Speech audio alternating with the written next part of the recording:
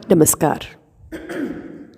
मैं डॉक्टर अर्चना जोशी, सह आचार्य drawing and painting. प्रिय विद्यार्थियों, हम संयोजन के सिद्धांतों का अध्ययन कर रहे हैं।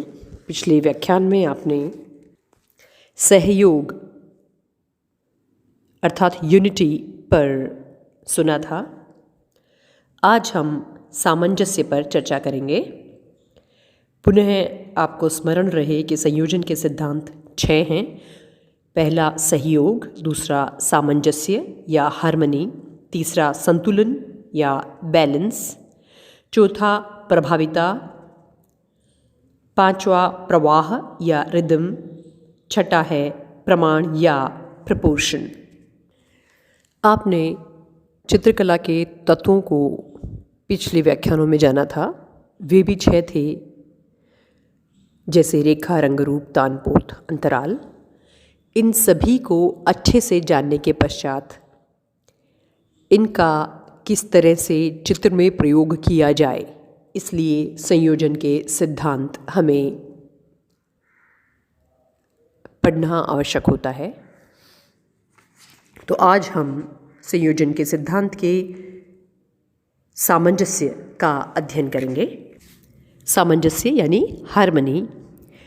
Harmony is the art principal which produce an impression of unity through the selection and arrangement of consistent objects and ideas. अर्थात सामंजस्य कला सृजन का वह सिद्धांत है जिसके अनुसार चित्रण के सभी तत्व यथा वर्ण, तान एवं रूप आदि एक दूसरे के साथ मेल खाते हुए प्रतीत हों तथा चित्र में निरर्थक विकर्षण तत्व न आने पाए। जब किसी समूह के सभी अंग शक्तिशाली सादृश्य से बंधे हों तो वह सामंजस्य चयन का उदाहरण कहा जा सकता है। जब इन अंगों को इस प्रकार व्यवस्थित किया जाए कि वे सब समस्त कलाकृति के अनुरूप ढल जाएं, तो सामंजस्य चयन के साथ साथ सामंजस्य व्यवस्था भी होती है। चित्र में सादृश्य भाव किस सीमा तक रहे हों, चित्र विशेष का विषय है, परंतु विरोधाभास यदि मात्र आकर्षण के लिए है तो ये उचित है, अन्यथा वह सामंजस्य के लिए घातक भी हो सकता है। अतः अनुभव यह बताता है कि चित्र में समाविष्ट बड़ी वस्तुओं में किसी प्रकार का सादृश्य रहना चाहिए, जबकि छोटी वस्तुओं में परिवर्तन के लिए विरोधाभास का पुट दिया जा सकता है। सामंजस्य से चित्र के सभी तत्व रेखा, रूप, वर्ण, तान व पोत इत्यादि अपनी भूमिका निभाते हैं। सहयोग एवं सामंजस्य में संबंध। चित्र की विषय वस्तु का नियोजन और उसका प्रस्तुतिकरण कला का मुख्य ध्येय रहता है। कलाकार चाहे कितना ही अलंकरण एवं चमत्कार का प्रयोग करे, परंतु उसे चित्र की विषय वस्तु को गौण नहीं करना चाहिए। दूसरे, तल भूमि विभाजन भी इस प्रकार हो कि एक चित्र में अनेक चित्र होने की अनुभूति न हो पाए। यह सहयोग द्वारा संभव है।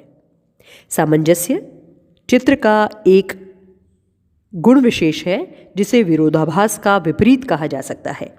चित्र में चमत्कार के लिए चाहे विरोधाभास का प्रयोग किया जाए अथवा सौंदर्य के लिए, सामंजस्य सहयोग संयोजन का मुख्य तत्व ही रहता है।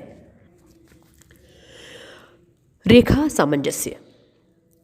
रेखा को 3 मुख्य श्रेणियों में गिना जा सकता है।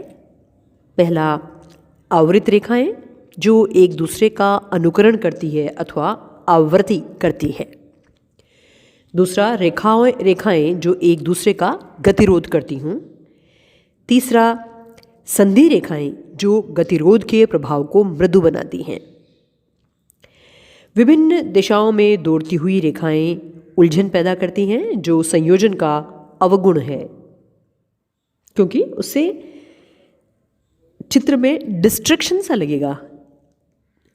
साथ ही एक दिशा में दौड़ने वाली रेखाओं का सामंजस्य अत्यंत सरल और अनाकर्षक हो जाता है, परंतु इस प्रकार की विरोधी रेखाओं का मधुर सामंजस्य उत्पन्न करने के लिए लयात्मक संधि रेखाओं का प्रयोग श्रेष्ठ रहता है। अर्थात अगर आपको इस तरह की उलझन पैदा करने वाली विरोधी रेखाओं का चित्रण करना ही है तो उसके लिए लयात्मक संधि रेखाओं का भी उपयोग साथ में कर लेना चाहिए, क्योंकि जहाँ आकृतियों में अन्यथा परिवर्तन संभव न हो वहाँ ये रेखाएं सामंजस्य उत्पन्न करने में सहायक हो सकती हैं। अब बात करते हैं रूप और सामंजस्य की। रूप आप समझते ही हैं, हम पढ़ चुके हैं कि रूप का मतलब कोई आकृति है ना। तो रूपाकृति भी संयोजन में रेखाओं की भांति गति उत्पन्न करने में सहायक होती है। प्रत्येक चित्र में कुछ मुख्य आकृतियाँ होती हैं तथा कुछ सहायक आकृतियाँ होती हैं जो मुख्य आकृतियों को प्रभावशाली व आकर्षक बनाती हैं। उदाहरण के लिए आपको अगर एक लैंडस्केप में झोपड़ी का निर्माण करना है, झोपड़ी चित्रित करनी है, तो उसके आसपास छोटे मोटे पेड़ पौधे, घास, थोड़ा सा झरना, ये सब उसकी सहायक आकृतियाँ होती हैं जो मुख्य आकृति को सपोर्ट करती हैं। और चित्र में व्यवस्था उत्पन्न करने के लिए इन आकृतियों का सामंजस्य अत्यंत आवश्यक होता है। बड़ी आकृतियाँ अथवा आकार चित्रभूमि की सीमा के अनुरूप संजोए जाने चाहिए और विविधता के लिए कुछ छोटे आकारों को विविध कोण बना देना चाहिए। अनेक कोणीय व्यवस्था में प्रचुर रूपांकन उलझन उत्पन्न करते हैं, इसलिए रूपों का चित्र में सामंजस्य बहुत ज़रूरी है। पोत और सामंजस्य। जब किसी सतह पर हल्के से उंगली फिराई जाए तो उसमें उत्पन्न होने वाली अनुभूति पोत कहलाती है। आप पहले भी पढ़ चुके हैं कि किसी भी सतह पर हम फील करके देखें, अनुभव करके देखें तो उसका जो गुण होता है वो उसको हम पोत कहते हैं। तो पोत की इस अनुभूति को दृष्टि के द्वारा भी अनुभव किया जा सकता है। ऊबड़ खाबड़ लकड़ी की बनावट से लेकर बारीक सिल्क अथवा संगमरमर की सतह तक अनेक प्रकार के मोटे, मध्यम तथा चिकने सतही गुण चित्र में प्रस्तुत किए जा सकते हैं।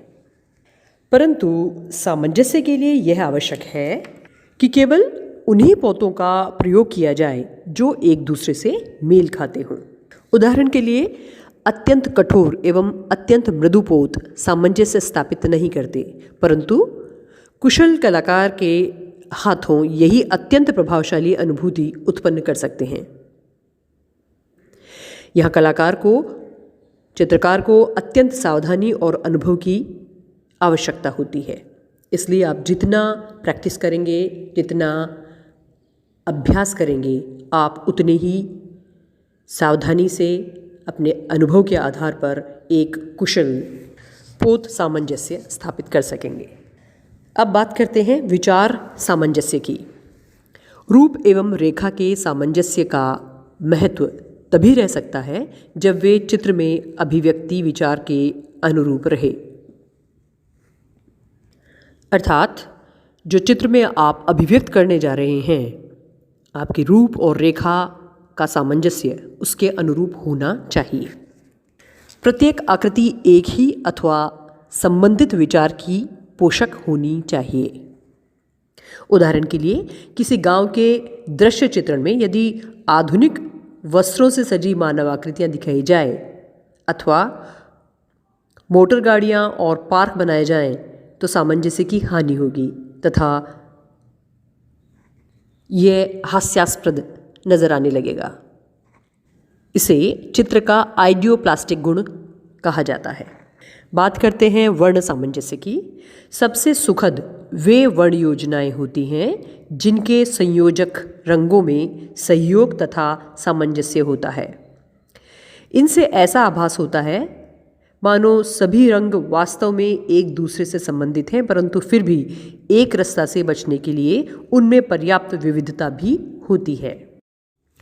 जब हमने वर्ण पर चर्चा की थी उस व्याख्यान में आपने ये समझ ही लिया था कि वर्ण के दो मुख्य समूह होते हैं जिन्हें गर्म तथा ठंडे वर्ण में बांटा जाता है। गर्म रंगों में एक पारिवारिक संबंध है, इसे स्वाभाविक सामंजस्य कहा जाता है। इसी प्रकार का संबंध ठंडे रंगों में भी होता है। अतः रंग सामंजस्य के लिए गर्म रंगों के साथ तथा ठंडे रंगों के साथ ठंडे रंगों का ही प्रयोग करना चाहिए।